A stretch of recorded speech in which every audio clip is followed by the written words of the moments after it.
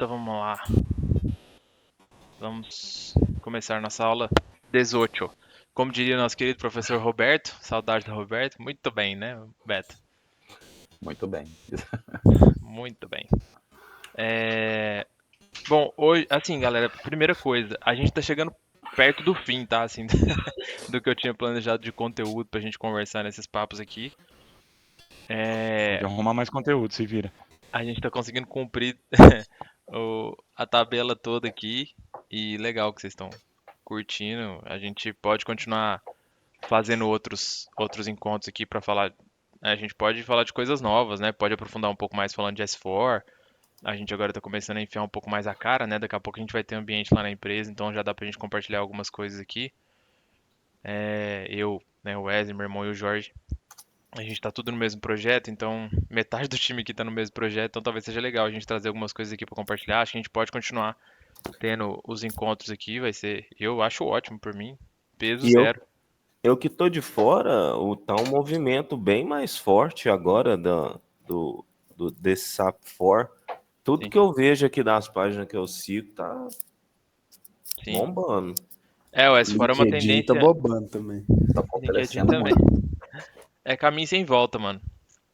Porque como a SAP já parou de dar suporte, assim, parou de lançar novidade no SCC já há algum tempo e vai parar de dar suporte daqui a poucos anos, mais precisamente daqui a 3 anos, não tem mais conversa, entendeu? Ou você vai ou você vai. Ou Você vai ou vai. precisa, você precisa fazer o seu projeto e migrar. Então, cada vez mais as empresas estão ficando apertadas.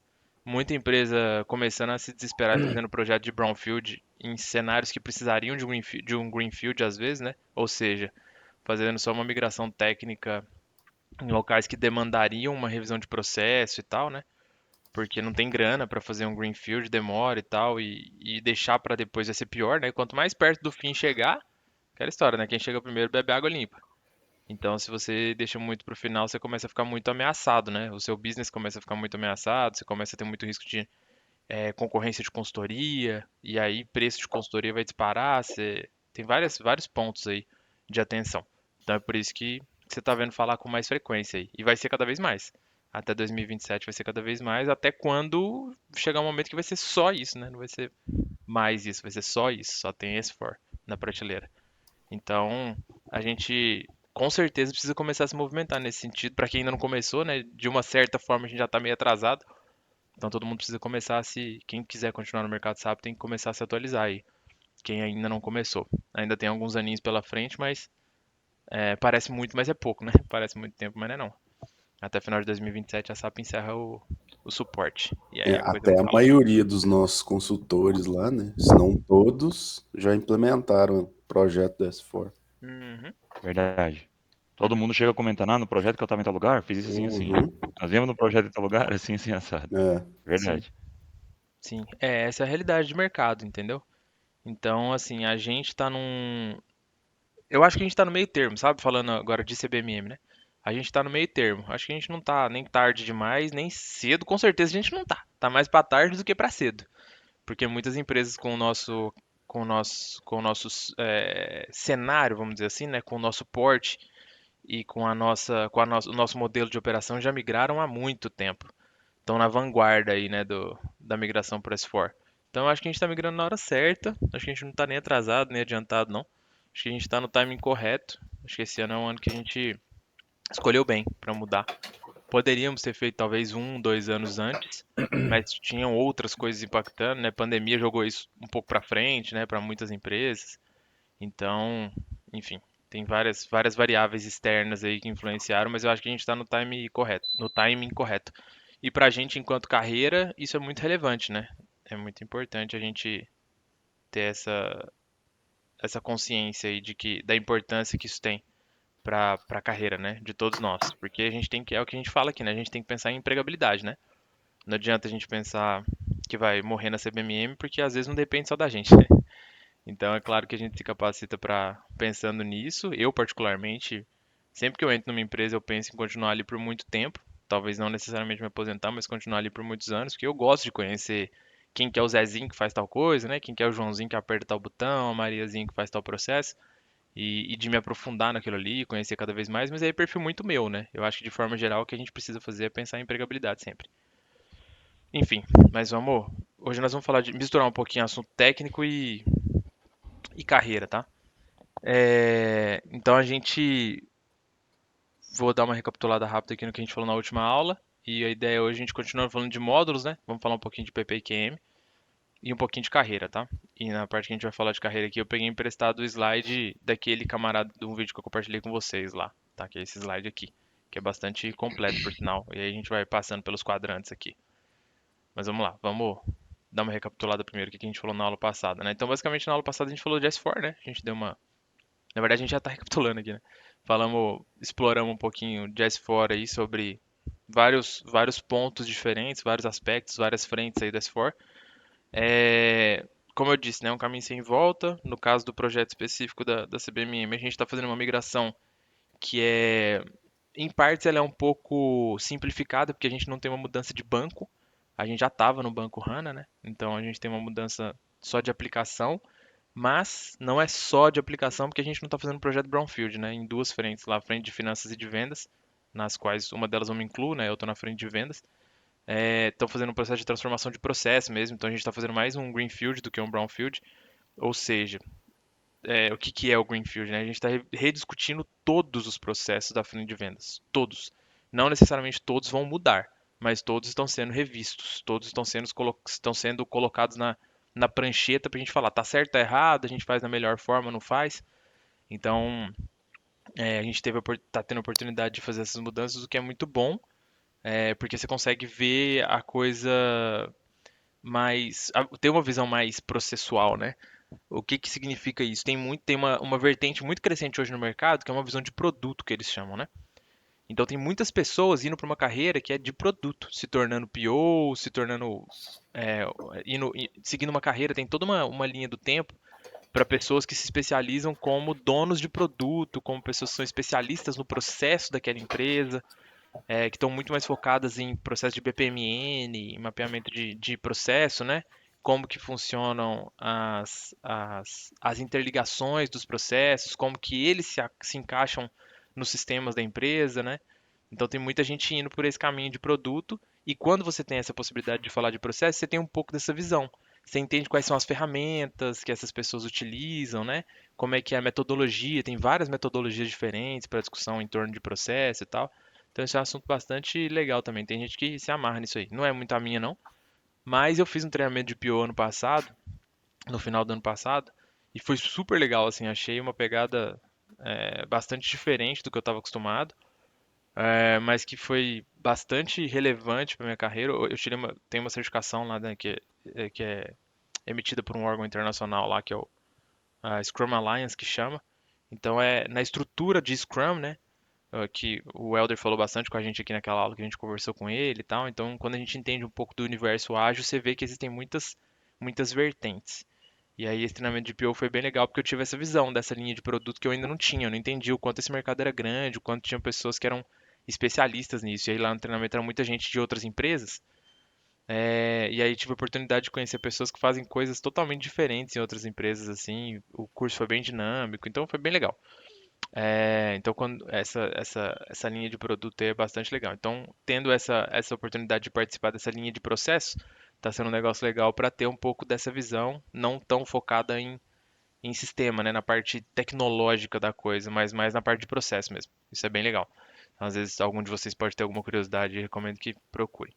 Então, quando a gente fala, então, né, voltando para o que pro que eu estava falando aqui do S4, a gente está conseguindo casar bem as duas coisas, tanto falar de processo quanto falar de sistema, né? Toda hora a gente volta ali, no SAP vai ser, no S4 vai ser assim assado e tal, falando um pouco de futuro, mas por enquanto a gente está focado mais no presente, em desenhar o as is, né? Como que a gente faz as coisas hoje e tal, mapeando o processo e tal. Todo mundo está fazendo isso, né? De mapear o processo. E o Wesley, meu irmão, e o Jorge, que estão nas áreas de negócio aí, tiveram mais atividades nesse sentido, né? De ter que fazer o que a gente chamou lá de BPH e o L4. BPH é um documento onde você lista os subprocessos todos e fazer a fase de L4. Lá tem o L1, L2, L3, que eles chamam lá, né? Que é macroprocesso, processo, subprocesso. E o L4 é o detalhamento desse subprocesso. Então é realmente fazer um mapeamento mesmo, um bisagem da vida lá, para quem não conhece, Visage é uma ferramenta de BPMN, né? Uma ferramenta de mapeamento de processo. E aí todo mundo teve que, todas as frentes, né, tiveram que fazer esse trabalho de mapeamento de processo para depois a gente entrar em sistema. Então, assim, por que que eu estou falando isso tudo? Porque é muito importante que todos nós, enquanto funcionais, né, ou aspirantes a funcionais, tenhamos essa visão do quão processo é importante para o negócio. Tá? Daqui a pouco eu vou linkar isso tudo que eu estou falando na hora que a gente for falar de carreira ali. Então, estou aproveitando essa parte de recapitular aí a questão da S4 para já falar um pouquinho do que a gente vai falar ali na frente. Tá? Então, beleza. Então, na aula passada, falamos um pouquinho de S4 aí e vamos seguir para a aula de hoje. Então, falar um pouquinho sobre PP e QM. Bom, já não perdendo o gancho com esse assunto de S4, né? Como a gente já comentou aqui em alguma aula anterior, o S4 vê as coisas de uma forma um pouquinho diferente quanto a módulos, né? Não é exatamente os módulos que a gente está acostumado a falar, é uma visão um pouco diferente. Então, é mais em nomes de processos mesmo, ao invés de ficar focando na sopa de letrinha ali, né? PP, QM, SDMM, etc e tal. Mas a gente dificilmente vai deixar de falar dessa forma, tá? Na prática, na real, na hora que você senta para conversar com os consultores e com todo mundo que está nesse universo, pessoas que vêm de fora, pessoas de outras empresas, mesmo empresas que já usam S4 há algum tempo, você vai continuar falando nome de módulo por um bom tempo, tá? Nome de transação, a gente vai continuar falando por algum tempo, mas acho que nome de transação vai cair em desuso mais rápido do que nome dos módulos, né? Não. Eu te falo isso porque a turma da KPGMini que tá lá na Abrametal continuou falando da mesma forma, até as transações, viu? Né? Não muda. Tipo assim, os caras ainda falam, tem hora que se corrigem. Porque, tipo assim, agora vai começar a rodar. Depois que começar a rodada de treinamento, eles têm que focar no Fiore, né? Uhum, Aí que o consultor começa a morder a testa, né? sim, Porque todo mundo tá acostumado com transação e módulo. exato. Isso vai se perpetuou, né? É um negócio que ficou muito, muito incrustado, muito consolidado durante muito tempo e é um mercado muito grande, então tem a contramão disso, né? Você não consegue mudar de forma tão fácil um mercado que é tão grande, né? Que tem tantas pessoas envolvidas, que no fim das contas são as pessoas que formam o mercado, né? Se você não muda a cultura, a cabeça das pessoas, elas vão continuar falando nome de módulo, nome de transação pro resto da vida. E não vejo mal nenhum nisso, tá? Transação confunde talvez um pouco com quem entrar nesse universo já novo, né? Quem já entrar olhando para a visão de Fiore, pensando em S4, vai ter um pouco de dificuldade porque não sabe o que quer dizer uma CO01, uma VA01 ou uma MM01. A pessoa não vai entender muito bem no primeiro momento, mas para a galera que é das antigas, e quase todo mundo né? Por ser uma coisa muito O recente. dinossauro do SAP. Cara, se a gente pensa quem vai pegar o SAP agora, cara, já começa no Fiore, até mais fácil do que aprender nesse contexto de transação, Sim. né? Porque é baseado em função, né, o Fiore, né, que é a premissa dele, a função Sim. do cara. Aí o cara já pesquisa, já consegue navegar nos blocos ali. Aí a gente que já começou no SAP Guia ali, naquele formato, a gente tem um pouco de dificuldade. Eu, pelo menos, acho mais fácil navegar de outra forma. Uhum. Não sei se é como eu funciono ali. Não, sem dúvida, é mais fácil. E eu falar aí, Nicão? Porque assim, se eu já tenho dificuldade com aquela tela azul nova do SAP, você imagine com o resto. Eu uso a colorida até hoje, porque é o primeiro ano que eu aprendi. Sim. Os íconezinhos coloridos, eu sinto saudade de todos. Pois é, eu vou passar É rabada. Acho que engraçado. eu vou até mudar para começar a pegar as manhas daquele negócio. Eu fiz isso, Mito. Eu fiz nem isso, sei usar o eu mudei colorido a minha mais. tem No pouco meu tempo. caso é o contrário. O Sério, Jorge velho? usa só a outra. Tem uns Não. 2, 3 anos que eu uso só esse novo. Então, Jorge, Já no próximo acostumado. Jorge sábado, também. você dá um tutorial sobre como usar a tela azul para mim, porque uns 15 minutos. Pior A é que mesma não é nem coisa. azul, é cinza, é verde, né? Pior, aí vai só. A do Jorge nem azul não é. Eu só uso a colorida, velho. Aí eu parei de usar a colorida de uns tempos pra cá justamente por conta disso.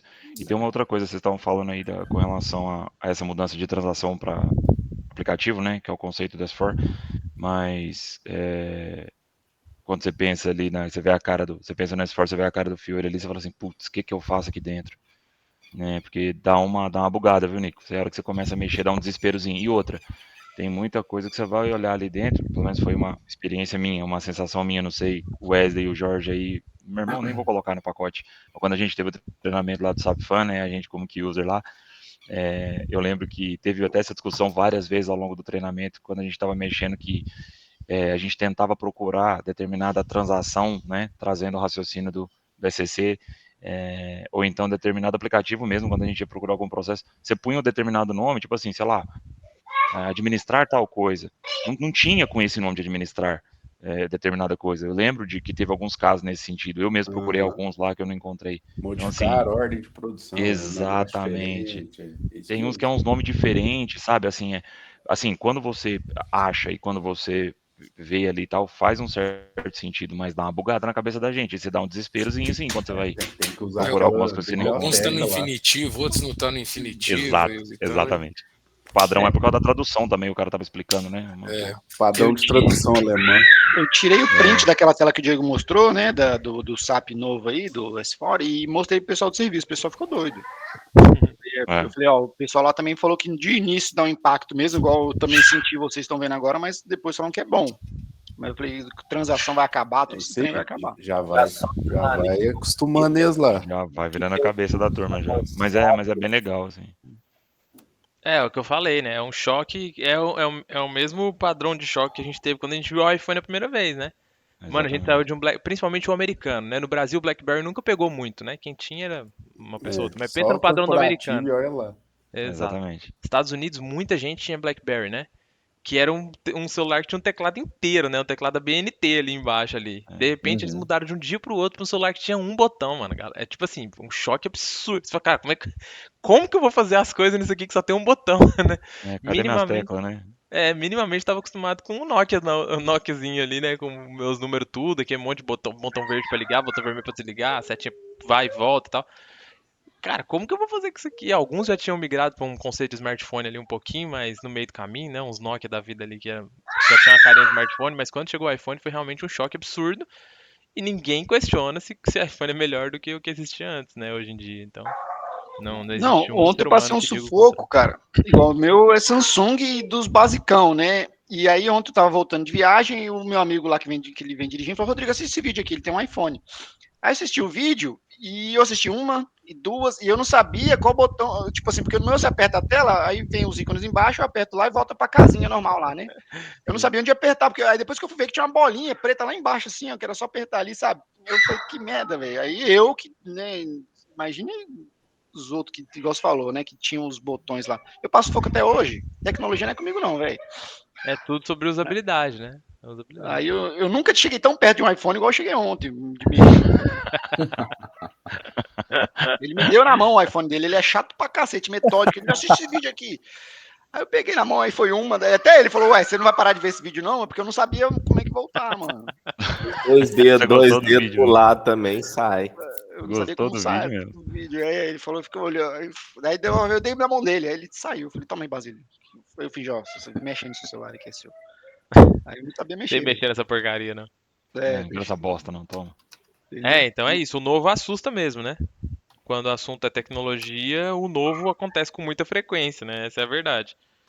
Então, a gente precisa ir se adequando, né? Não tem jeito. E o S4, cara, eu também assustei quando eu vi a primeira vez, né? E olha que eu sou um cara de TI, tô acostumado a lidar com essas mudanças aí com bastante frequência, mas quando eu vi a cara do S4, eu falei, que porcaria, não vou acostumar com isso. Eu brigo com o Denise direto por causa desse negócio de mudar o layout, ele mudou o dele, aí eu ia ajudar ele a fazer as coisas. Quando ele fez academia, ele mudou o dele. Aí, porque a galera, né, só falava de S4 e tal, aí ele já foi e mudou o dele. Aí eu ia ajudar ele a fazer as coisas, eu falava, clica Cadê a bolinha verde, velho? Clica na casetinha ali, ó, pra esquerda. Aí ele, tá, vou voltar. Eu ficava bravo com ele porque eu não conseguia achar os ícones coloridos lá em cima e tal. Aí a gente ficava dando risada desse negócio. Mas é verdade, se uma mudança simples como uma mudança de tirar as cores já assusta, imagina mudar pro S4, né? Uma visão totalmente. Pro S4 não, né? Pra o Fiore, na verdade. A turma tem um ditado maldoso que fala que se mudar a cor do capim, o burro morre de fome, né? Eu me incluo nessa aí, porque...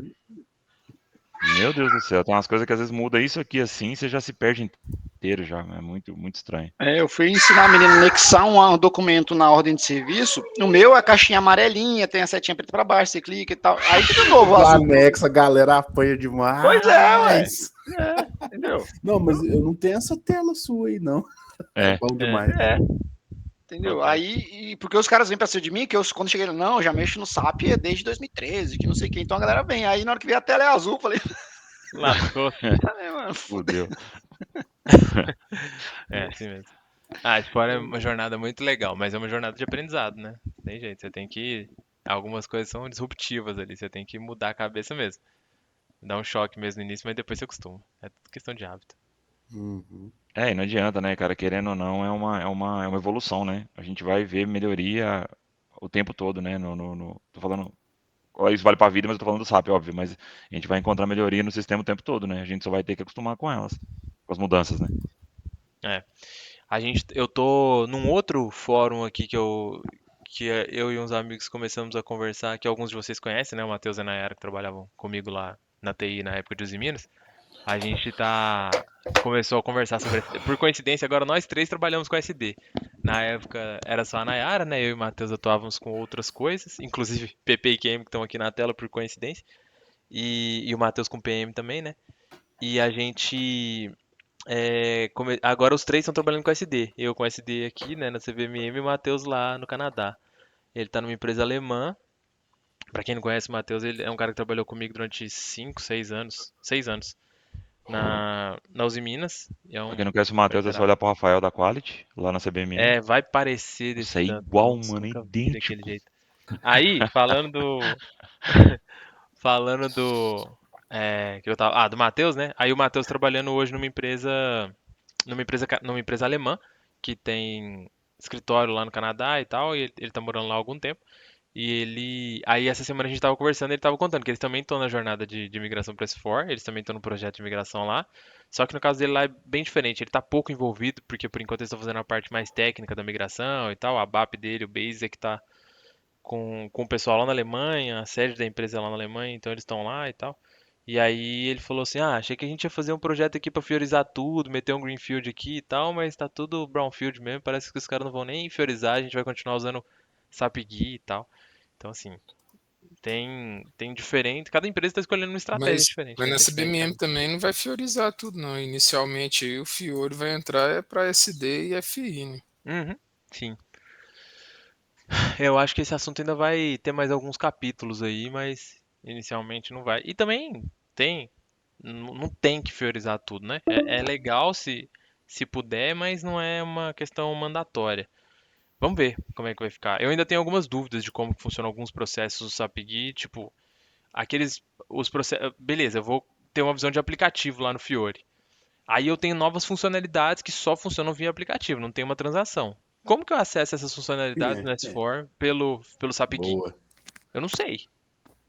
Aí daqui 8 anos é obrigatório ser Fiore. Aí todo mundo Ah, é. correndo de novo. Deve Vai ser acontecer o alguma mesmo coisa por aí. movimento. Vai ser o mesmo movimento. É. Pensei nisso também. Vamos ver como é que vai ser. Já poderia pegar nem que seja um standard ali para as outras frentes ali, vamos falar assim. E depois vai aprimorando, né? Já dá um choque, já faz o choque de uma vez só, né? É o que eu imaginei também. Vamos ver o que vai acontecer. Bom, beleza, vamos falar rapidinho aqui do PP e do QM então. Bom, o PP, né, o módulo responsável pela parte de produção da empresa, né, e seguindo mais ou menos o modelo que a gente estava, que a gente vai quebrar entre parte de customize, dados mestres e os principais dados transacionais e integrações com outros módulos, né, as principais integrações com outros módulos. Então, algumas empresas nem utilizam PP, né, muitas empresas na verdade que utilizam SAP nem utilizam PP, principalmente para aquelas que não são indústria, tem muitas empresas que não têm uma linha produtiva, né? Não produzem nada, são empresas de retail, né? De revenda de alguma coisa, empresas de varejo, por exemplo, e muitas outras que utilizam SAP, não faz sentido nenhum ter o PP, né? Porque não produz nada. Compra, estoca e revende, né?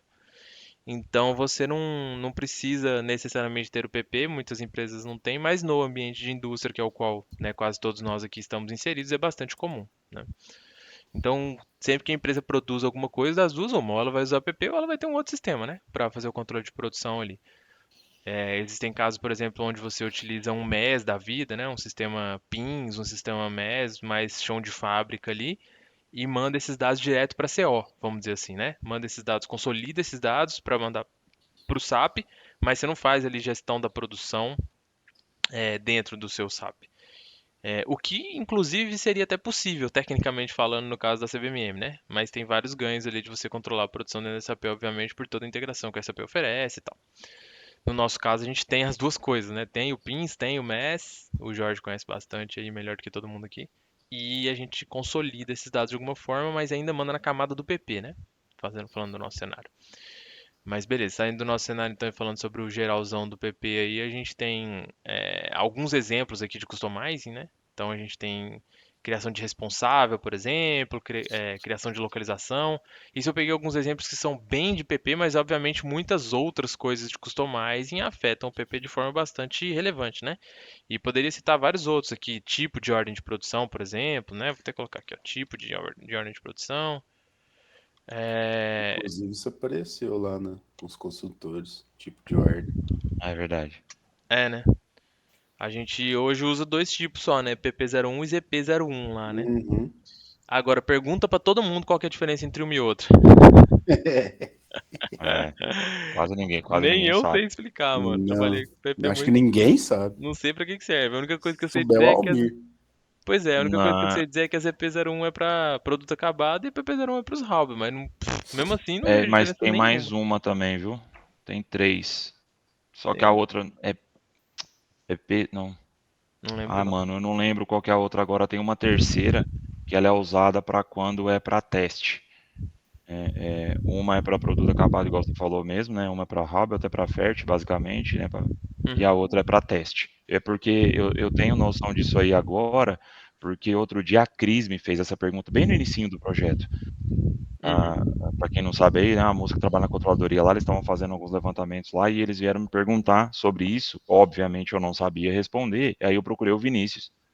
Aí ele me explicou que uma é para teste, a outra é para acabado e a outra é para hobby, mas ele falou que essa, acho que a de fértil, eu acho que quase não está usando, né? A de teste, óbvio que a gente sabe que é muito esporádica e a PP01 é a que a gente usa habitualmente.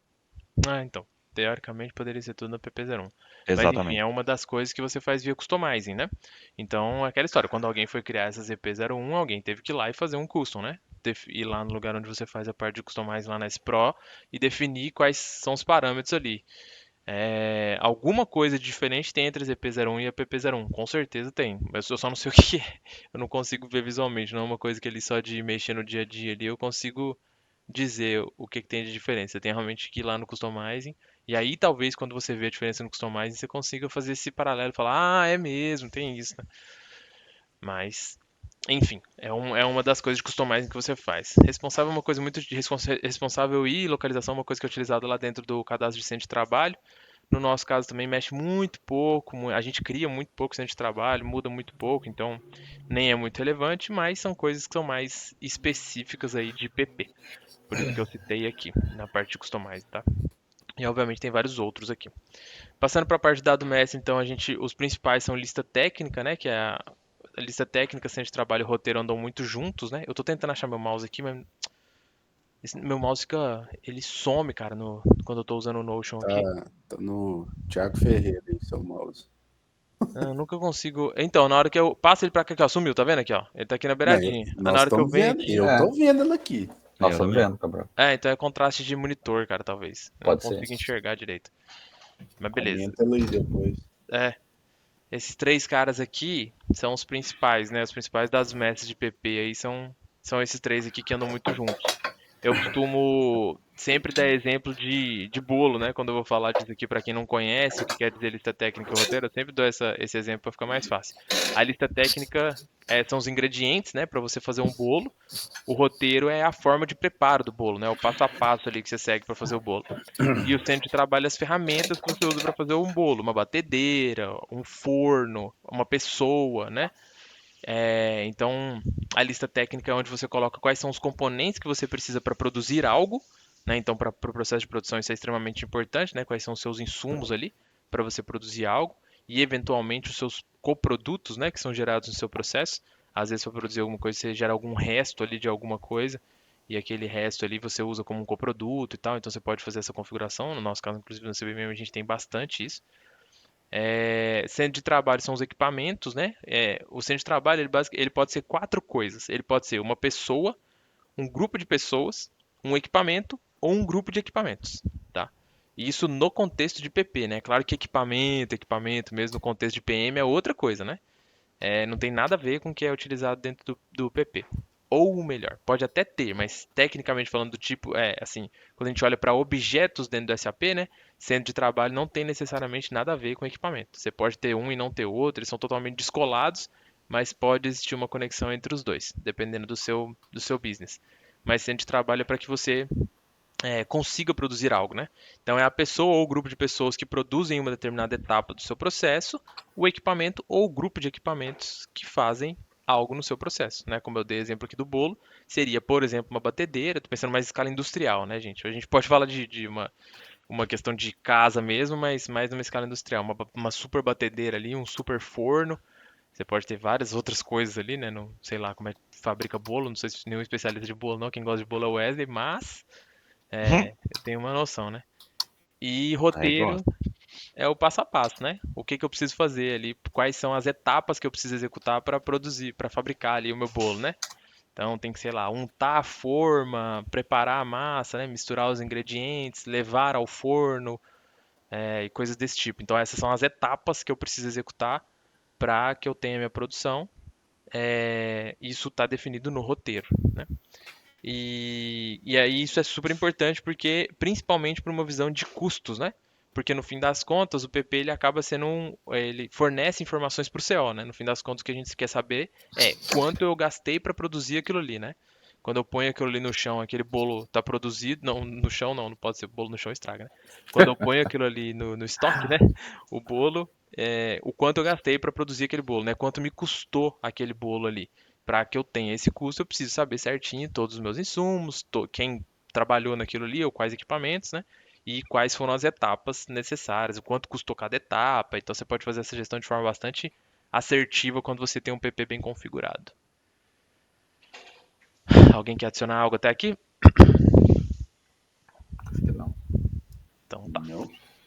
E aí tem uma outra coisa que é super importante do ponto de vista da Domestic, que é a visão de MRP em materiais, né? Até tem uma nota aqui embaixo, né? Materiais são controlados por MM, mas possuem visões específicas para a parte de... Eu escrevi errado aqui, para a parte de vendas, não, para a parte de produção, que eu quis dizer aqui. Para a parte de... Cadê você? De produção.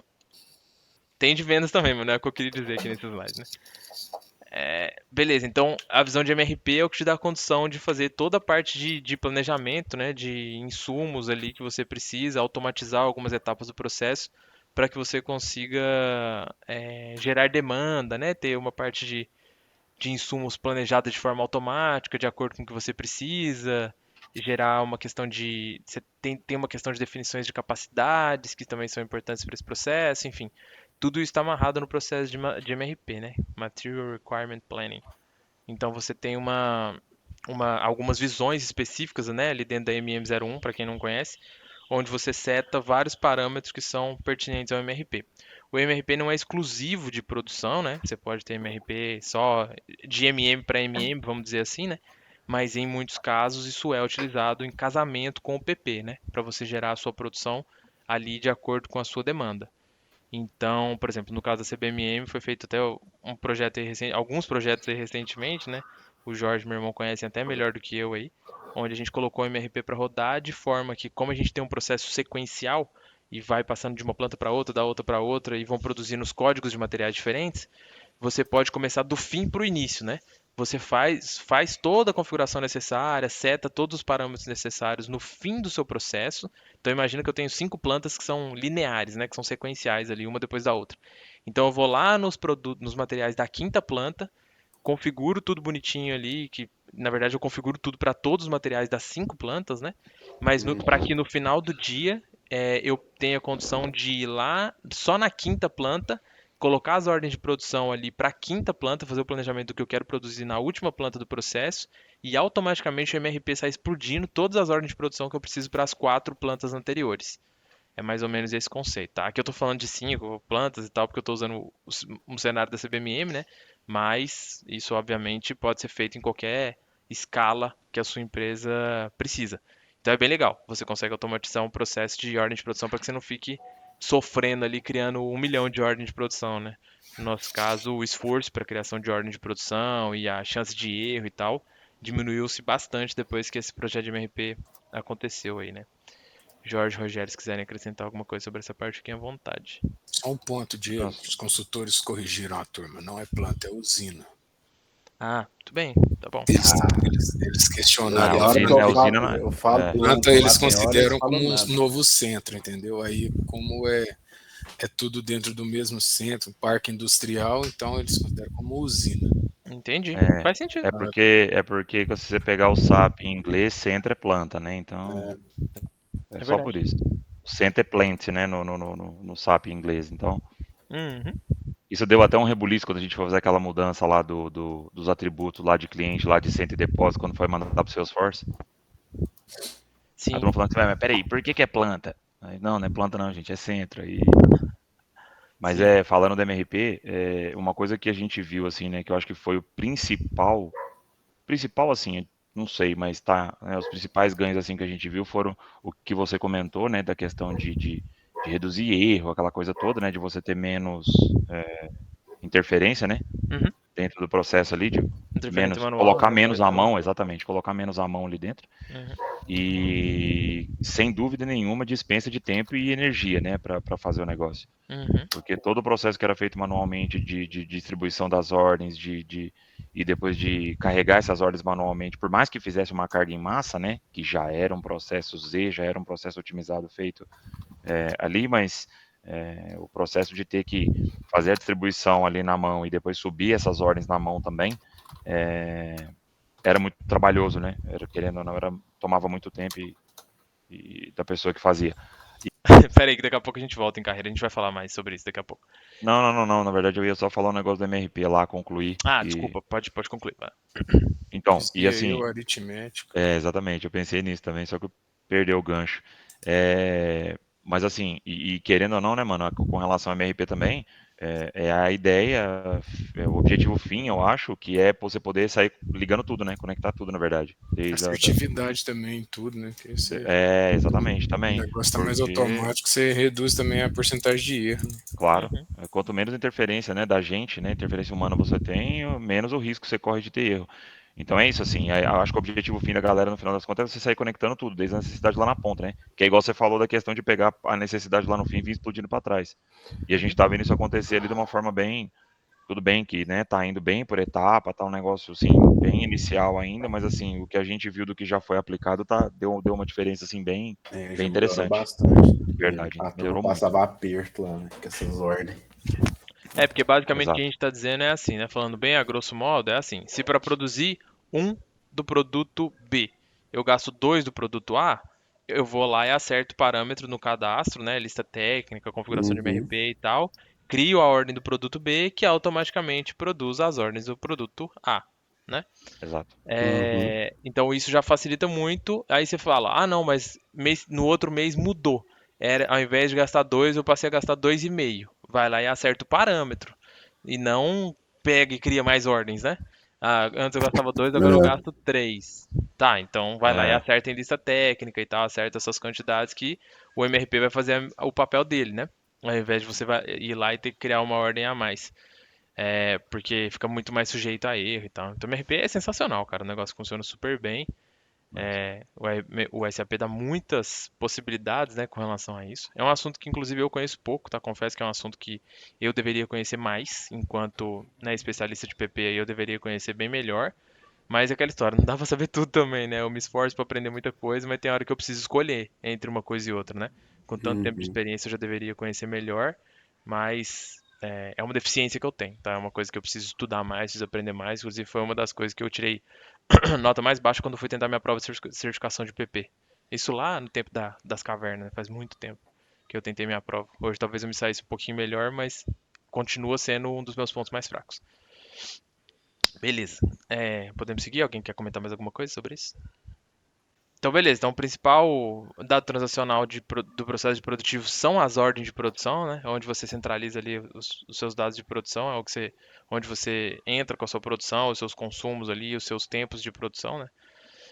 Para que você tenha o custo que eu falei aquela hora, né? Calculado de forma correta, de forma adequada ali, quanto custou para produzir. Porque no fim das contas, O nosso objetivo é atender ECO, né? É ter material no chão para atender MM, para atender SD no processo de vendas. Atender MM não, atender SD no processo de vendas ele geralmente e CO com os dados de custos, né? É mais ou menos por aí.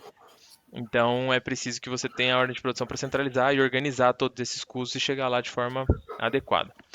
As ordens planejadas é o que, nesse conceito de MRP, por exemplo, é o que é gerado no processo de MRP, né? Então, quando você gera as suas demandas ali e realmente roda o seu MRP ali, as ordens são criadas, são ordens planejadas que são criadas e depois você converte elas ali em ordens de produção, né? Então, ordens planejadas entram nesse contexto aí, é um meio termo ali entre realmente mandar produzir e ter o planejamento da produção, né? O apontamento de consumo, né? Então, quando você faz sua ordem de produção, você precisa dizer o que você consumiu para produzir aquilo ali, né? Em alguns casos, você tem a sua matéria-prima ali, o seu passo anterior da cadeia produtiva, quando é algo sequencial. Em outros, você tem só insumos, né? Só coisas que realmente você compra ali, que você comprou e estocou, mas não necessariamente algo que você produziu em uma etapa anterior do seu processo. Geralmente é composto por essas duas coisas aí. O apontamento de produção em si, né, onde você vai lá e fala o quanto você produziu daquele determinado material para aquela determinada ordem. E ordens de processo que geralmente se aplicam em cenários diferentes, né? Tem empresas que usam as duas coisas, mas geralmente a empresa opta ou por um ou por outro, ou ordens de produção ou ordens de processo. Em ordem de processo você tem a possibilidade de apontar mais produtos ali numa mesma ordem, né? Porque a ordem é orientada ao processo, aquele processo produtivo e não aquele produto, né? Quando a gente fala de ordem de produção, geralmente você está olhando para produzir um SKU ali, um código mesmo. Em ordem de processo você está olhando mais para o processo, né? Os seus custos são apontados ali, são gerenciados de uma forma um pouco diferente, beleza? Os principais dados transacionais são esses aqui. Alguém quer acrescentar alguma coisa? Jorge, Rogério, talvez eu tenha esquecido de algo muito relevante aqui. Não, sobre produção, tô tranquilo, é isso aí. Também acho que é isso aí mesmo. Beleza. As principais integrações com outros módulos, né? MM, não tem jeito, né? Sempre aparece aquela figurinha marota do MM aqui, o tempo todo a gente precisa dela, então é utilizado tanto para essa parte de insumo que eu falei, quanto para a parte de gestão de estoque, né? Quando você põe o material ali, quando você produziu o material ali, você precisa dos relatórios de MM e tal, para você fazer gestão de quanto você tem disponível em estoque, principalmente quando é uma visão por lote, né? Você precisa de um suporte muito forte de MM, até os próprios lotes são gerenciados em MM, né? Então você precisa de uma parceria muito forte com o MM ali para conseguir acompanhar os seus estoques e muitas outras coisas, né? Toda a parte de compra de insumos, gestão de insumos, gestão de estoque. Você vai usar bastante casamento com o MM. Os próprios cadastros dos materiais em si, né? Tudo aquilo que você vai produzir tem que estar cadastrado lá em MM. Então, MM tem jeito, aparece o tempo todo. Fortíssima a integração com o MM aqui. Wesley, você queria falar alguma coisa? É que o Luiz brigou com você lá na hora que você falou que os lotes é de MM. Lote não é de MM?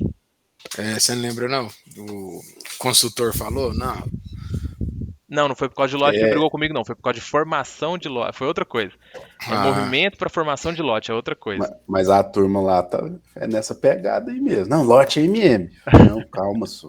Aí você tem que ir lá.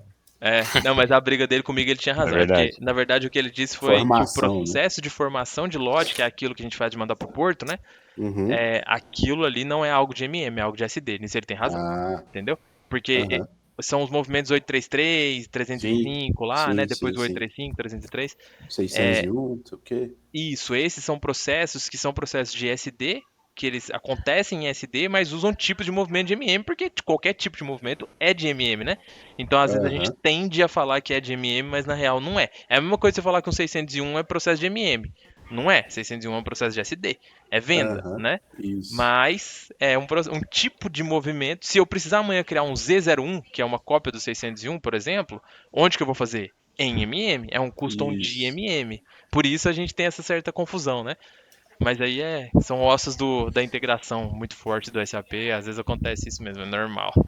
Mas nesse caso, a gente estava falando do lote logístico, não é? Do processo de formação de lote. A formação só o nome que parece. É porque não é a formação, é porque esse nome formação de lote ele confunde muito. O termo lote confunde muito. O processo de formação de lote não tem nada a ver com o lote logístico, o lote lá de MM, MSC1N, lá, MSC2N, aquele flagzinho no cadastro material lá de administrar material por lote, tem absolutamente zero a ver com o processo que a gente chama de formação de lote. Sim, entendeu? sim. É só a confusão de nomes aí, mas tem nada a ver uma coisa com a outra, não. O processo de formação de lote ele tem razão, é um processo mais de SD. Mas a gente faz por MM, a gente faz usando movimentos via amigo e tal. Então é uma discussão um pouco mais profunda. No nosso caso, é de MM, tá? No nosso caso, a forma como a gente faz é por MM. Foi isso que eu quis dizer aquele dia, mas depois a gente vai discutir um pouco melhor esse assunto, vai ficar mais claro para todo mundo. E inclusive, uma das propostas do Alex, né, que é o consultor que está com a gente na frente de SD lá, é fazer esse processo por SD. Aí sim, aí realmente vai ser um processo de SD. Mas hoje, no formato que a gente faz, é em MM. Que hoje vocês estão utilizando a interface inteira da MM para fazer isso. A gente faz movimentação via amigo mesmo, sacou? Então, é MM mesmo. Bom, beleza. Então essa interface com o MM passa por tudo isso aqui, essa integração, né, com o MM passa por tudo isso aqui que a gente citou e várias outras coisas ainda, né? A integração com o MM é muito forte, realmente. O QM, próprio né? MRP em si, né? Exato, o próprio MRP. Integração com QM também super, super relevante, né? Você tem todo um processo de gestão de qualidade ali, que a gente vai falar agora à frente. Acho que eu nem vou falar hoje, na verdade. Acho que eu vou deixar falar de QM na próxima aula, porque eu queria falar sobre carreira aqui hoje, pra gente não esgotar o tempo, senão não vai dar tempo de falar sobre tudo. Mas na próxima aula a gente fala um pouquinho sobre QM. Então, QM muito forte, integração, né? O casamento entre PP e QM é bastante conhecido aí de mercado, inclusive é muito comum ter consultores, né? Que são PP barra QM, né? Sempre andam junto as duas coisas aí, porque em 95% dos casos uma empresa que usa PP usa QM também. Né? Tem alguns casos onde usa só um ou só o outro, mas na grande maioria dos casos acaba utilizando os dois. Porque a parte de controle de qualidade ali você precisa, dependendo do seu processo, você tem um processo realmente de laboratório, né? Você tem um laboratório interno onde você vai fazer todas as suas análises e tal, como é o caso da CBMM, é o caso da Uzi Minas, é o caso das siderúrgicas, né? Essa indústria onde a gente está mais inserido aqui tem muito disso, não tem como, né? Não ter. Mas você pode ter um processo de produção onde não necessariamente você tem um processo de qualidade de laboratório, né? De análise química, granulométrica e tal. Você pode ter uma etapa de qualidade que é outra coisa. É dizer se aquilo ali passou num processo de qualidade ou não, né? Sei lá, pensa numa produção de pasta de dente, por exemplo.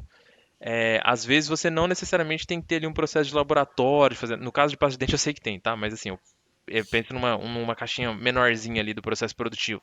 Eu posso estar falando numa cadeia ali num processo ali só de embalagem da pasta de dente, por exemplo, onde eu tenho uma etapa de controle de qualidade para ver se ela passou, se aquela pasta de dente ali que foi produzida passou no meu controle de qualidade ou não, né? Se o tubo estava cheio do jeito que precisava, se não passou nenhuma caixinha vazia ali no meu processo, né? Que deveria ter uma pasta de dente ali dentro e não tem, coisas desse tipo, né? Então o processo de qualidade que ele é mais de etapas mesmo, de falar se aquilo ali está Voltado à produzido. matéria-prima, insumo, você tá falando. Isso, eu digo assim, você pode ter esse exemplo que eu dei da pasta de dente, né? Uhum. Analisar se passou caixinha Se a vazia ali na caixa tá minha nas esteira ou medidas não. corretas. Isso é um processo de Aham. qualidade e não é um Isso aí. processo de laboratório, né? É um processo de Sim. qualidade do seu produto, qualidade do seu processo e não necessariamente a qualidade do seu produto. Né? Essa que é mais ou menos a visão. Então, o QM é muito utilizado com essa visão também, inclusive para fazer controle de entrada também, né? Que é isso que você falou. Então, eu posso ter Isso. QM no meu processo de entrada e não no meu processo produtivo. Mas é porque aqui, nesse contexto que eu estou falando aqui, é o casamento entre PP e QM, né? Então aí já foge um Aham. pouco do que eu estou falando aqui. No caso do casamento entre PP e QM, obviamente eu estou olhando a qualidade daquilo que eu produzi, não daquilo que eu comprei. É perfeitamente possível ter QM em MM, ter QM em SD, né? Eu posso ter QM no meu processo de vendas e tal, mas não é o foco aqui, né? Quando a gente for falar de QM mais a fundo, aí sim a gente vai citar essas possibilidades aí. E o processo e o casamento com CO, né? Que também é o que eu já citei aqui antes. Toda a parte de controle de custos é feita lá em CO. É CO barra FI, né? Mas é mais CO do que FI nesse caso, tá? Então é realmente uma visão mais de custos. Toda vez que eu vou ali na visão ali, para quem já conhece a ordem de produção ali, você vai naquela análise de custo ali. O que você está vendo ali, na verdade, é a saída em CO, né? O quanto realmente custou cada insumo que eu consumi, cada etapa do meu processo para chegar naquele produto X, ou produtos, né? Produto mais coprodutos e tal, o quanto custou para consumir aquilo ali. É uma matemática meio, eu costumo chamar de matemática, né? Meio complexa, mas quando você entende ali como funciona uma questão de tarifa, como funciona o custo de cada operação ali, é bem, bem interessante o assunto, né? Então, o CO é o cliente, digamos assim, interno dentro do SAP do PP. O PP fornece dados para o CO no fim do dia. E tem outros aqui também, né? Tem uma integração muito forte com SD, a depender do business da empresa. Vou até colocar esse aqui também. Que para a realidade de muitas empresas, para vender eu preciso produzir, né? Se não for uma empresa de retail, igual eu falei aqui de revenda, né? Se não for uma empresa de varejo e tal, se for, se a gente vai falando do ambiente industrial, a integração entre PP e SD é bastante relevante também. Beleza? Faz sentido? Sim, sim. Isso aí. Show de boleta. Então tá bom. Então deixa eu voltar com o meu slidezinho aqui maroto. E licença poética aqui pro meu amigo da Creative, né, que fez esse slide aqui, peguei emprestado. Se você estiver assistindo, como é que é o nome do cara? Esqueci. Que beleza. Peço sua licença. Alguma coisa Melo. Esqueci o primeiro nome dele agora, fugiu. Você só consegue compartilhar ele em tela inteira, porque tá. Isso, eu ia fazer isso agora, meu querido. Tá complexo pra enxergar. Vou deixar aqui tampado um pouquinho, depois eu volto pra cá. Bom, vamos falar um pouco de carreira então. Vou tentar ser breve aqui pra gente não estourar muito tempo, tá? E depois, se for o caso, a gente continua na próxima aula.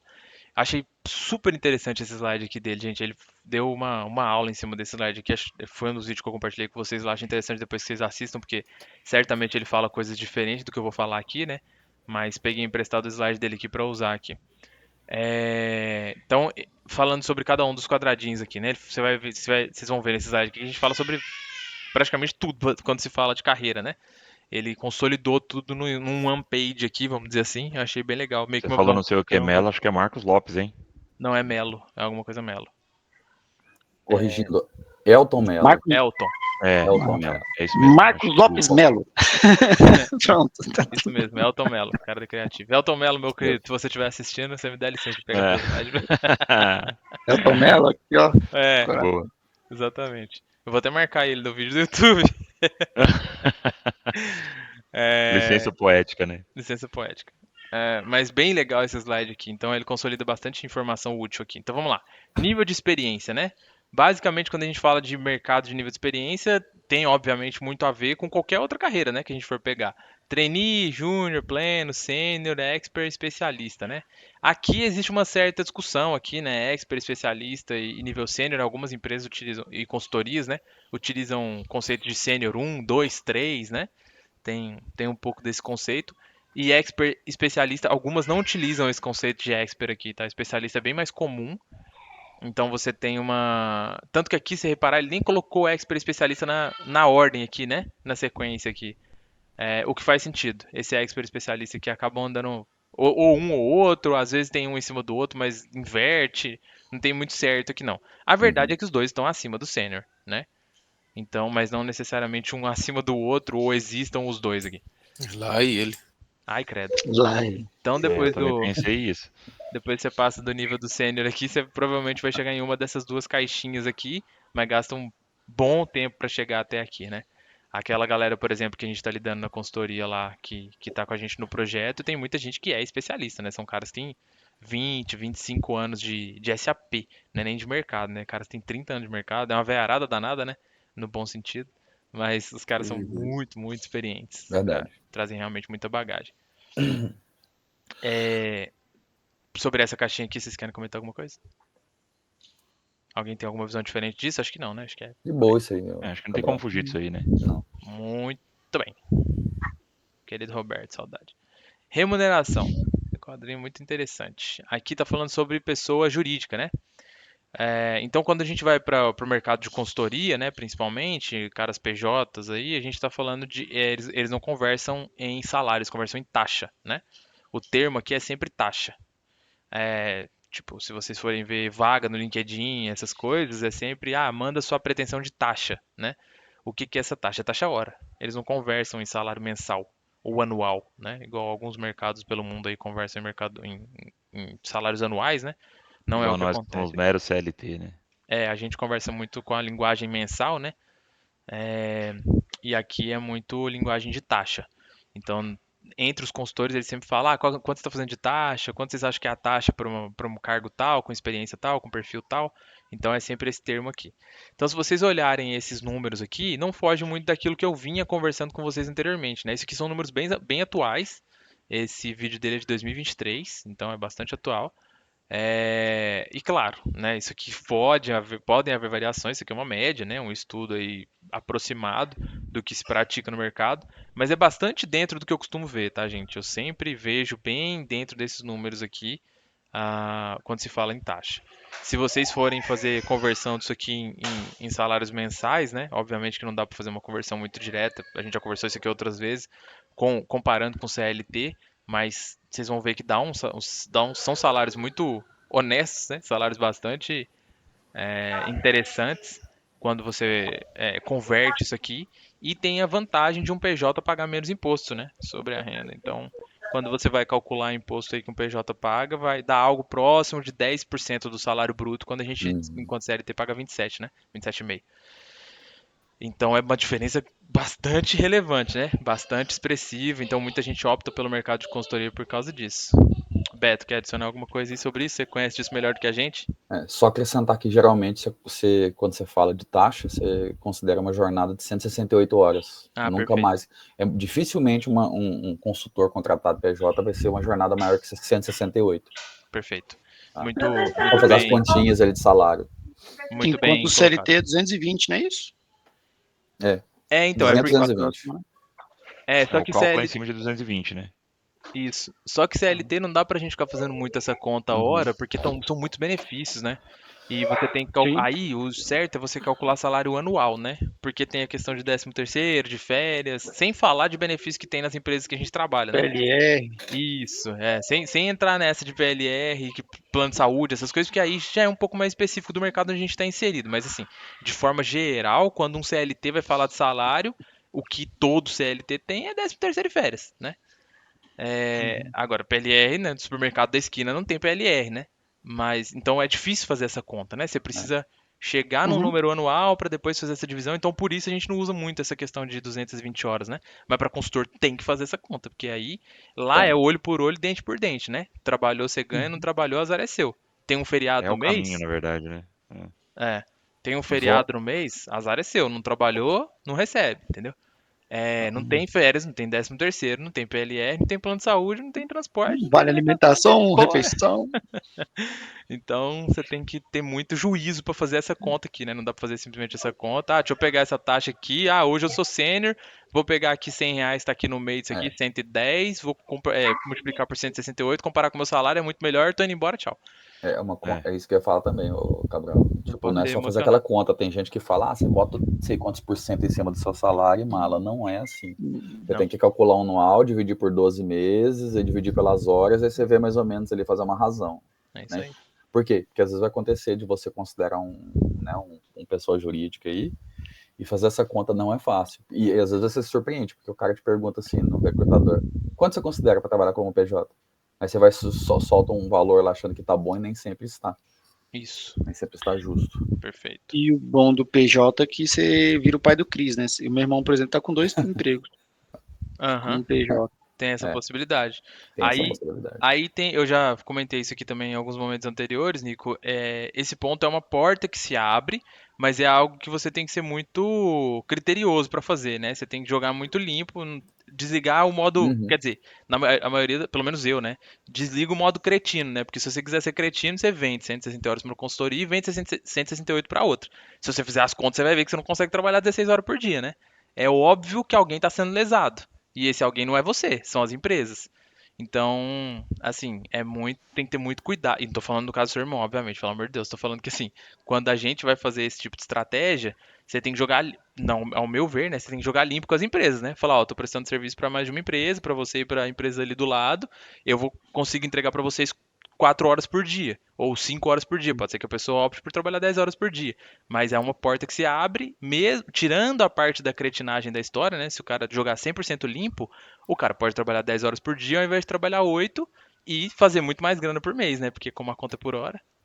Eu acho que na segunda. Mas pode ser também questão de demanda, né, Diego?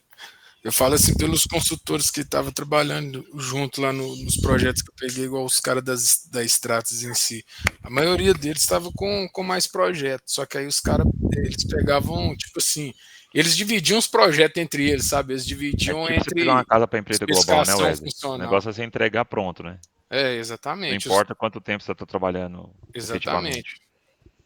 Que pode ser nesse fato também, entendeu? Porque Claro. igual a gente tem um contrato com os caras da ITSS ali, os caras praticamente ficam por conta porque os caras estão em sustentação o tempo inteiro, mas muitas das vezes o contrato pode não O ser cara dessa forma. tem que ficar à disposição. Nesse Isso, modelo aí, os caras têm que ficar à disposição, né? Os caras da exato. ITSS, no caso, quando é sustentação.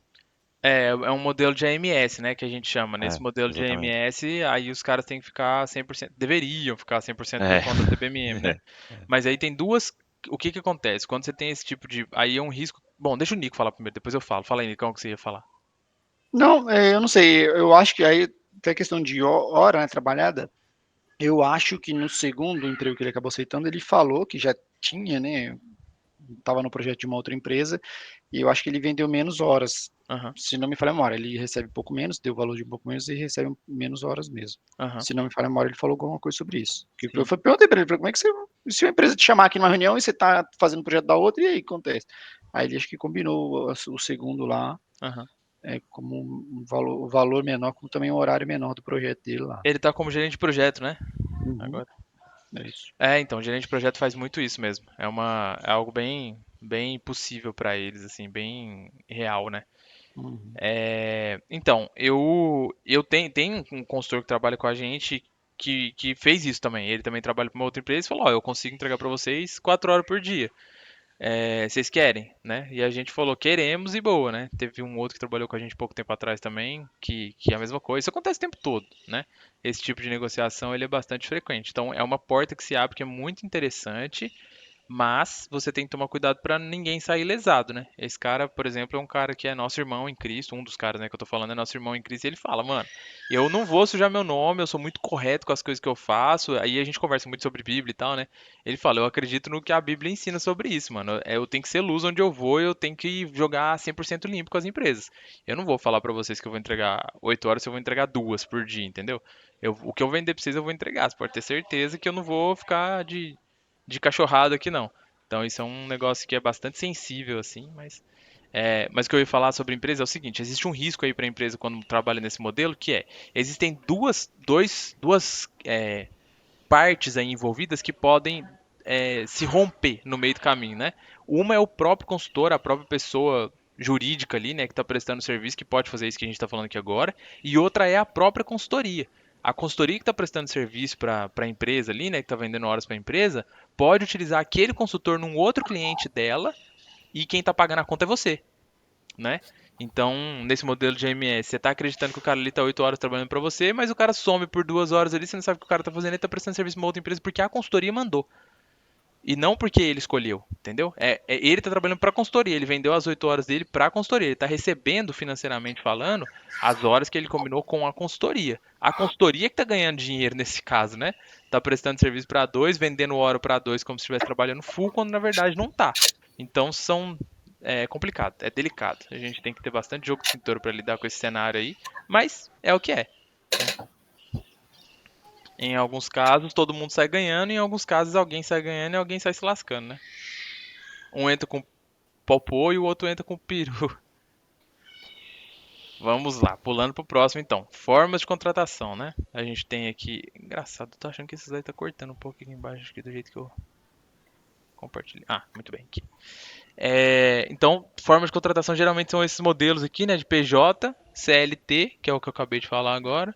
Cooperativa, CLT Flex. Ah, não, CLT aqui eu tô falando de consultoria no caso. Cooperativa, CLT Flex, cotas e freelancer, né? Então, quando você trabalha com PJ e CLT são os mais comuns, né? Então, esse que eu falei agora é um cara como PJ mesmo, prestando serviço para uma empresa, pode ser para consultoria ou direto para o cliente. O CLT pode ser o funcionário da empresa ou o funcionário da consultoria, né? Então, às vezes eu sou CLT para consultoria. Eu sou funcionário da ITSS, da Deloitte, da UI, seja lá de quem for. Ela paga o meu salário, paga meus benefícios, eu tenho ali combinado de férias, 13º, não sei o quê. Eu trabalho como CLT para consultoria, mas a consultoria me vende para o cliente final como PJ, como homem-hora, né? Como body shop ali, depende do modelo de contrato ou como é MS, mas sob demanda, depende, mas é um combinado entre a consultoria e a empresa cliente. O combinado entre o funcionário ali é de ser CLT. Cooperativa é um modelo que se utilizava bastante antigamente, hoje em dia caiu bastante em desuso. Você paga um percentual ali para a consultoria e ela que emite as notas. Tem esse detalhe de nota fiscal, né? Quando você é pessoa jurídica, é você que emite nota, né? Você que faz toda a parte de controle de contabilidade ali, você tem que se virar com o contador para que você não esteja porque você pague todos os seus impostos, né? E esteja tudo bonitinho ali. Você tem que ter esse gasto aí. Cooperativa é um modelo, né, que como eu falei, já caiu um pouco em desuso, mas se usava bastante no passado. Esse LT Flex Cotas, eu confesso que eu não sei o que que é. Acho que o Elton até explica no vídeo lá, depois vocês assistem lá. E freelancer é isso que eu falei, também é menos utilizado, mas é isso, né? Tipo, disponibiliza uma quantidade X de horas para uma determinada empresa e segue a vida. Ele é mais flexível, né? No Brasil isso não é muito aplicável, não é menos aplicável, porque você tem toda uma questão de trabalhista aí, né, de impostos, que é bastante rigorosa. Se você não entregar sua parte pro fisco ali, né, pro governo, ele uma hora te pega na curva. Então, isso é mais comum lá fora do que aqui no Brasil, tá? Sobre forma de contratação, alguma pergunta, algum comentário? Acho que não, Cabral, tá bem tranquilo essa parte. Realmente Beleza. só esse flex cotas que também nunca ouvi falar isso aí, nunca vi mais gordo. Também não sei do que se trata, não. Bom, beleza. Então, modelo de trabalho, né? Sobre onde trabalhar, né? Então você tem o presencial ali que todo mundo conhece, o home office, o full home office, né, que todo mundo conhece, o híbrido, né, que todo mundo conhece, alguns dias ele geralmente na empresa e alguns dias em casa, sendo que aqui no híbrido tem casos e casos, né? Você, no caso de consultoria, né, você pode estar trabalhando esses dias que você tem que estar no escritório da consultoria ou no cliente, né? Se assim for a opção do cliente e da consultoria, um combinado entre eles ali. Então, por exemplo, um cara da ITSS poderia ter que estar presencialmente na CBMM X vezes por semana, igual, por exemplo, o caso do Matheus, né? Nosso colega aqui que está mais ausente do que o Wesley, porque ele está com mudança lá e tal, e está fazendo algumas outras atividades, então ele não pôde estar aqui conosco nas últimas semanas, mas ele é esse modelo, né? Ele trabalha para a ITSS, mas é alocado full na CBMM. Então toda semana ele está lá na CBMM 3 vezes por semana. Ou seja, ele segue o mesmo modelo que a gente segue enquanto funcionário, né? Hoje a gente está nesse modelo híbrido e ele segue mais ou menos, né? Agora no projeto mudou um pouco, mas oficialmente a gente está nesse mesmo modelo e ele está 3 vezes por semana na CBMM, não na ITSS, que tem escritório lá em Goiânia, né? Não faria sentido nenhum. Então tem essas flexibilizações, essas possibilidades dentro do híbrido e do presencial, né? Quando a gente fala de presencial e de híbrido, tem essas possibilidades aí. Home office todo mundo conhece. Esse modelo de despesas pagas aqui é a empresa, né? A empresa vai bancar sua viagem, sua estadia, sua alimentação. E quando eu digo a empresa, geralmente é a consultoria, né? Então a consultoria vai bancar isso aí tudo para você, sendo que ela repassa geralmente esses custos para o cliente, né? A empresa, no caso, que está contratando ali a consultoria. Então tem esse modelo para o funcionário, eles usam esse termo, né, de despesas pagas, e tem o modelo de all inclusive que é o contrário disso, né? Você joga sua taxa para cima porque você vai se virar com todas essas despesas. Então você já tem um combinado ali de, vou trabalhar X vezes por semana no cliente, mas eu vou te cobrar R$ 20 a mais de taxa para cobrir as minhas despesas todas. E aí a empresa prefere não ter que lidar com esse. Para a empresa às vezes é bom, porque o seu fluxo de caixa é muito mais constante, né? Você não tem que ficar naquele sobe e desce, né? No mês tem viagem, no outro não tem. Aí no mês viajam todos os consultores, no outro ninguém viaja. Então é mais difícil você fazer um planejamento financeiro quando você tem esse modelo de despesas pagas, né? Às vezes no all inclusive é melhor. Às vezes você acaba pagando um pouquinho mais, mas seu fluxo de caixa fica mais constante, tá? Até aqui de boa? Algum comentário? Uma dúvida? De boa. Tranquilo. Bora que bora. Beleza. Sobre tipos de consultores, então, né? A gente tem as frentes que a gente já comentou aqui algumas vezes, né? A frente funcional e uma parte um pouco mais técnica, né? E uma parte de gestão de projeto. Aqui eu separaria isso aqui em 3 vertentes, né? Vamos dizer assim.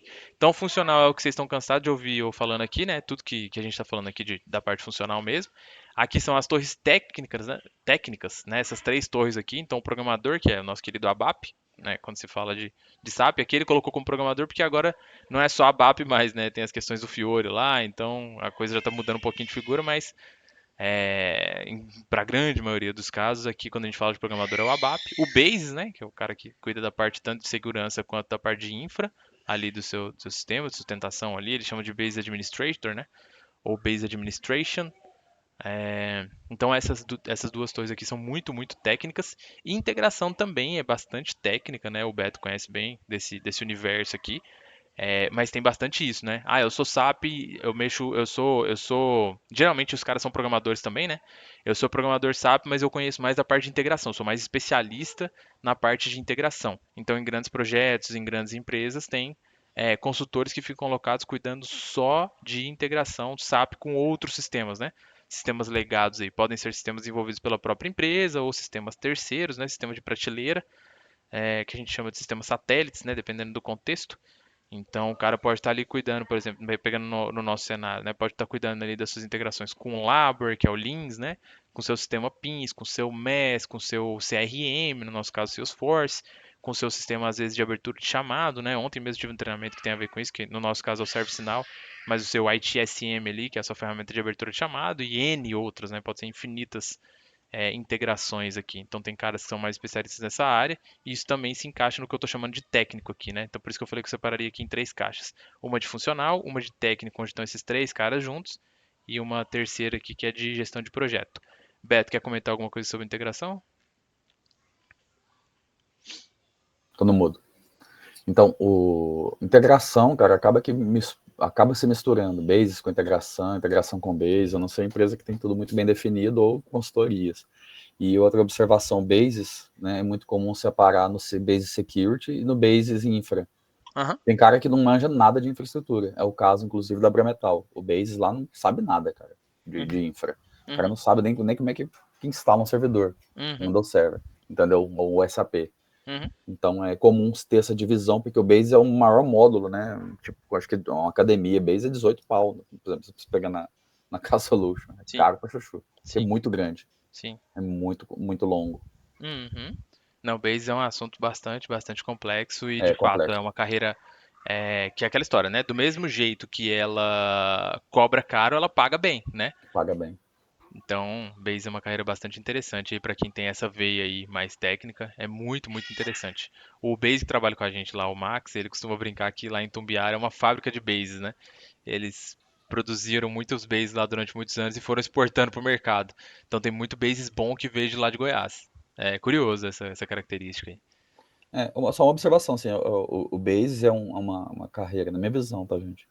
Paga bem pra caramba, como o Cabral disse, porém não tem tanta oportunidade, que nem sempre a empresa mantém um base, acaba terceirizando ali. Não sei se estou correto, Cabral. Tá correto, porque na verdade o número de pessoas que compõem uma equipe base é muito enxuto, né? Muito pequeno, muito pequeno. Geralmente as empresas têm um base quando tem, que é isso que você tá falando, né? Às vezes você mantém um base ali para ficar o tempo todo quando você tem um cenário um pouco maior ali, um número maior de usuários, cenários um pouco mais complexos, né? E aí faz sentido você manter, mas às vezes ela opta por terceirizar tudo e mais aquela história, né? Mesmo terceirizado, alguém vai estar trabalhando, vai estar ocupando a vaga, né? Vai estar fazendo dinheiro ali. Então, como aqui a gente está falando tanto de um ambiente da empresa, né, do cliente, como da consultoria, tem mais oportunidade nesse ponto de vista, mas não é tanto quanto funcional, nem programador e nem gerente de projeto. Assim, tem um movimento, né? Agora com toda essa migração que você falou aí, né? Do movimento SAP 2027, etc. O Base vai se tornar mais forte, mas ao mesmo tempo o Base está mudando muito, né? Porque quando entra o Fiori, né? O trabalho do Base muda muito. Eu tô vendo isso lá, o cara tá passando pirreio, porque tá mudando SCC pro Fiori, muda tudo. Como é que você faz o permissionamento, os perfis ali? Muda arquitetura, né? A arquitetura muda toda. Mas assim, tem oportunidade para todo lado, né? Só que eu acho assim, pro cara que quer migrar uma carreira técnica e, né, enfim, e que é uma rotatividade maior, né? Maior empregabilidade, vamos colocar em oportunidade, se o cara pegar, por exemplo, mudar de carreira, né? Os funcionais e programadores têm uma facilidade maior, assim como o gerente de projetos. Sim, eu vou tentar trazer o Max aqui, o Base aqui para conversar com a gente, inclusive na próxima aula a gente entra mais nesse detalhe, vai ser bem legal. Para ele explicar um pouco mais no detalhe o que faz um Base, como que é as atividades, é bem legal a gente conhecer esse lado aí mais Acho bem interessante também. Boa. Beleza. E aí, gerente de projeto, né? Todos vocês conhecem gerente de projeto, não vou perder muito tempo aqui não, mas é só importante vocês entenderem que existem muitos gerentes de projetos especializados em SAP, tá? Isso é interessante vocês entenderem. Beleza, gerente de projeto eu sei o que faz, é o cara que fica lá marcando reunião, mandando status report e tal. Mas, cara, é diferente. A atuação de um gerente de projeto que é especializado em SAP, ele faz basicamente isso, tá? Mas ele conhece muito bem o mercado SAP. Ele Uhum. conhece muito, ele sabe muito bem quais são os nomes dos módulos, como é que funciona a dinâmica do universo SAP. Tá? Então é bem comum ter gerentes de projetos especializados só em pegar projeto de SAP. Tá? O cara sabe muito bem como é que funciona o cronograma, conhece muito bem a Uhum. metodologia Activate, né? Agora, como a gente está falando de S4, o cara tem que entender muito bem como é que funciona a metodologia Activate, porque tem as etapas muito bem definidas e tal. É, Então, é um o mercado cara, bastante interessante o também. cara tem que ser um generalista muito bom de SAP, né? Tem um cara que é muito Sim. bom que tá lá no projeto nosso, lá, chama Gustavo. Tipo assim, o cara conhece de todos os modos, como você disse, conhece bem a metodologia Activate, né, que Uhum. é baseada num ágil ali, né, próprio Sim. da SAP. Bicho, o cara é liso, porque é muita coisa que o cara tem que cuidar. É, E o cara tem um discurso meio que de venda também, né? Que o sim. cara tem que saber se vender. Não, é um Os mercado soft que eu acho bem skills, eles são muito interessante, fortes. mano. Bem Eu acho interessante. legal, cara. Eu não gosto, não é a minha, tá? Eu detesto ter que ficar fazendo status Não, report, eu odeio ter que ficar marcando reunião e é. fazendo coisas desse tipo, ajudar nas coisas ali de desenrolar pepino de Mas, projeto e tal. Não é mas a em termos de minha, carreira de mas é valor, para muito quem legal. gosta, é uma carreira que tá em ascensão, principalmente visando de novo o movimento 2027. Isso Vai aí. ter muita movimentação, se alguém se identifica. Eu também estou junto com o Cabral, não gosto disso não. Não é meu bicho, não. É isso aí. Mas vai dar muita oportunidade Mas para quem acabamos de falar do gosta. irmão do Nico aqui, né? Ele não é de, Uhum. de mercado SAP, mas é gerente de projeto. Ele trabalhava com outras coisas, né? Ele era Uhum. gestor na área de TI e tal, trabalhou um tempo aí na parte de gestão, mas é um cara que tem uma puta experiência e tá migrando aí. Migrando assim, né? Já migrou há algum tempo, já tá se movimentando nessa área de gerência de projeto. Sim, show de bola. Boa. O irmão do Nico, pra quem não sabe, é um cara de TI raiz mesmo, viu? O cara sempre trabalhou com TI e tal. Uma coincidência aqui no grupo aqui. Ah, legal. Beleza. Remuneração para quem é CLT, né? Eu vou terminar por aqui, tá, galera? Eu vou só fazer mais esse quadrinho aqui, porque Uhum. para não esticar muito aqui, eu sei que vocês têm compromisso, aí, senão a gente passa muito tempo combinado aqui. Bom, se vocês quiserem também, a gente pode esticar mais um pouco, mas quando terminar esse aqui, a gente fala. Então, remuneração CLT. A gente, né, falou bastante ali de taxa. Deixa eu tirar isso aqui daqui de novo para não ficar na frente. Pra gente poder comparar uma coisa com a outra aqui, né?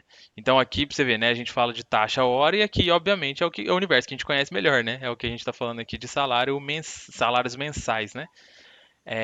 Também achei isso aqui, esses números bem realistas, tá? É bem o que eu vejo sendo praticado no mercado desde o início da minha carreira. Foi sempre os números que eu vi, claro que atualizando conforme inflação, né? Ao longo do tempo aí, como eu já trabalho há 15 anos com esse no meio de SAP aí, obviamente esses números aqui mudaram. Mas de uma forma geral, né, corrigindo com a inflação aí, é bem a realidade do que se costuma ver, tá? Então o júnior aí nessa faixa aí de 2.500 a 4.000. Aqui ele separou entre plano 1 e 2 porque é um range maior, né? É um universo maior aqui, se pegar de 4 a 8 mil, realmente é um range maior. Mas vamos ficar aqui, né? Entre plano 1 e 2 aqui, entre 4 e 8 mil. Também me parece fazer bastante sentido. É bem isso que eu costumo ver. Um sênior aí de 8 a 12 também, acho que está bastante aderente aqui. Só nessa última faixa aqui que eu colocaria talvez de 12 a 25 e Pode. não 17, sabe? Porque quando você pega caras que são especialistas mesmo, se eu pegar um cara que é especialista mesmo, não é cara que a consultoria vendeu como especialista, não. Aquele cara que realmente tem 20 e tantos anos de experiência, sabe? Aquele cara que já trabalhou em projeto de tudo que é jeito, que conhece vários módulos, que entrega realmente com uma velocidade absurda e tal. Esse cara aqui pode fazer facilmente mais de 17. Facilmente não, vai, mas tem bastante casos de fazer mais de 17K, tá, gente? Eu, Ah, tem. esse teto aqui, eu não colocaria esses 17 aqui, não. Eu achei pouco. Esse teto aqui que ele colocou, Assim, achei é pouco. porque acho que ele colocou em média, tá, o Cabral? Porque Sim. se você tem, por exemplo, você tem consultorias especialistas aí que pagam bem mais. Se você for só no Glassdoor lá, tipo assim, você vê que varia muito, por exemplo, você pega as principais consultorias, né, que às vezes contratam como Como CLT, CLT. Uhum. entendeu? Você vê que, cara, você vê que tem salários bem maiores ali, Sim, né? Você pode ver na média anual lá. É uma coisa interessante, viu, gente? Para quem quiser fazer pesquisa de salário, o Glassdoor é uma ótima ferramenta para pesquisar, sim. saber É, melhor eu sobre a uso empresa. ele também. Vale a pena. É bem interessante. Então, assim, eu já vi muito. Ixi, eu conheço inclusive gente hoje que faz mais do que isso aqui. Tenho alguns conhecidos que fazem mais do que isso aqui por mês. E assim, se você for fazer uma conta aqui, ó, comparando isso aqui com isso aqui, pensando no universo CLT, né? Eu tô falando CLT não funcionário da empresa, tá, gente? É o que o Uhum. Beto falou aí, CLT funcionário da consultoria. tá? Porque consultoria tende a ter muito menos benefício do que empresa, né? Empresa é isso que a gente conhece, né? A gente falou aqui de alguns, né? Se a gente for pegar no caso da CBMM, tem mais ainda, né, do que os que a gente citou aqui. Ticket, auxílio para filho de funcionário, pós-graduação em inglês, dependendo do cenário, o cara é 4.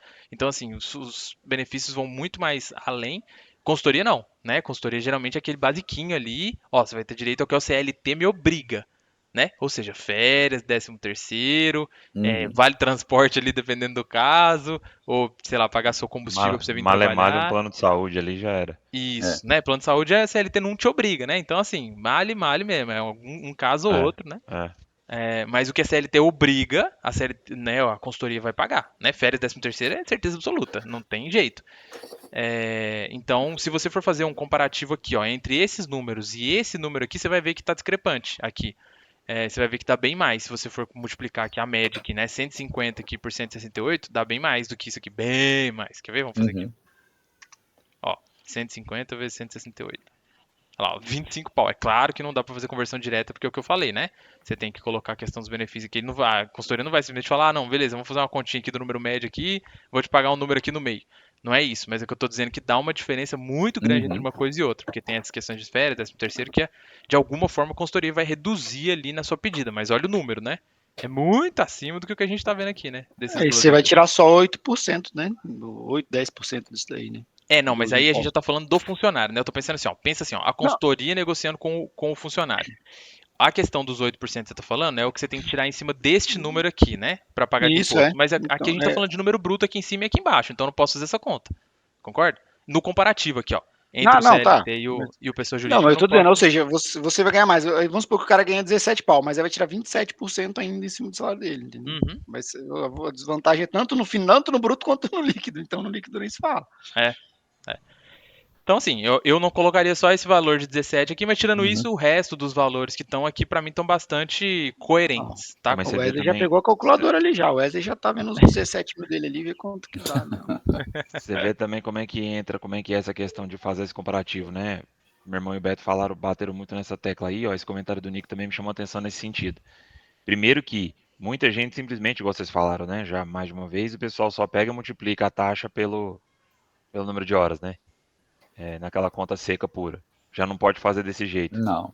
E você vê que o Nico falou aí, não, mas se você for comparar, e já botou um imposto no meio, mas também não pode fazer só essa conta, né? Então, assim, isso é muito perigoso na hora que vai fazer esse paralelo. Se a pessoa não tiver muito cuidado, ela dá uma bocada fora do coxo aí bem dada. E vocês vão ver muito isso, né? Tipo, às vezes você vai participar de um processo, o headhunter ou a pessoa do RH da empresa vai te pressionar, cara, me fala quando você vai querer. Ela vai te levar nesse aí sentido, você né, tem que falar assim, calma, jovem, não é bem assim, não tem se você não tiver experiência, não dê a resposta, porque você pode se Você faz igual o Pablo Maissal. Você vai ser meu funcionário. Relaxa. Você vai ser meu funcionário. Qual o código? Muito bem. Começa com como? Começa com como, hein? Senão você não vai falar. Eu vou começar a fazer isso com vocês aqui na aula, mano. Da hora esse negócio. Começa com como, senão você não vai falar. Vou te como mutar. Parará. O cara de Itaúna apareceu de novo, velho. O Pablo Maissal falou assim, eu vou fazer vocês construir uma casa de graça. Vocês chegam no cara que tem um terreno e fala que você vai dar o material de construção. Aí veio aquele Khaled. Como você vai conseguir o material de graça? Aí corta um vídeo. Começou com uma pergunta, pelo menos. Dessa vez ele foi esperto. Já é a segunda vez que ele aparece nos memes do Maissal. Pode crer. O Khaled é o... A gente conheceu o Khaled pessoalmente. Eu te falei isso, mano, né? Que a gente conheceu o Khaled pessoalmente. Não sei se eu te contei. Khaled fez meu telhado aqui da garagem. Ele continua indo, gastando dinheiro ainda. Eu já vi 2 vídeos com ele já. Curioso. Bom, como é que vocês estão de tempo aí? Vocês querem parar por aqui? Vocês têm compromisso agora? Quer ficar mais uns minutos pra gente acabar aqui? Uns 20 minutos? Por mim tá tranquilo. Galera, só tô morrendo de fome, mas eu sobrevivo. A chamada vai durar só 7. Mas... tem. A não ser que a gente faça o teste do WhatsApp hoje, ó. Já faz o laboratório. Cara, não, gente, chega, pelo amor de Deus. Não, então beleza, vamos encerrar então, até porque tem esses 7 minutos aí também que é um saco. A gente pode testar o negócio do WhatsApp na próxima aula, assim, acho que é uma boa. A gente já testa no início, né? Talvez, já entra fazendo o teste. Isso, a gente aproveita o tempo de resenha pra testar. Exatamente, bota no tempo da resenha. Eu ia falar isso também. Calma, eu não entendi. Então, mas tem um ponto, todo mundo vai conseguir instalar, todo mundo tá usando computador pessoal, vai conseguir instalar o WhatsApp Web? Ah, vai Eu ser, já mano, porque uso. quem não tá usando, quem não consegue instalar o WhatsApp Web não instalou o SAP. Eu faço o teste aqui e falo, mas eu acho que Meu, dá, eu tá? tô usando aqui o WhatsApp aqui de boas no Eu computador. uso Não, eu não entendi. instalado Como é que na vai ser a máquina. próxima? Eu perdi o fio da meada. Não. Vocês vão usar o WhatsApp, como eu não entendi. Peraí, Porque deixa é eu o só seguinte, encerrar a gravação aqui, a gente fala. Peraí, só um minutinho, galera. Tá. Só um minuto. beleza. Muito Tá bom. obrigado ao tempo de vocês todos. Um beijo, um abraço e Se tchau. inscreva Peraí, no nosso canal. de novo. Um beijo, um abraço e tchau.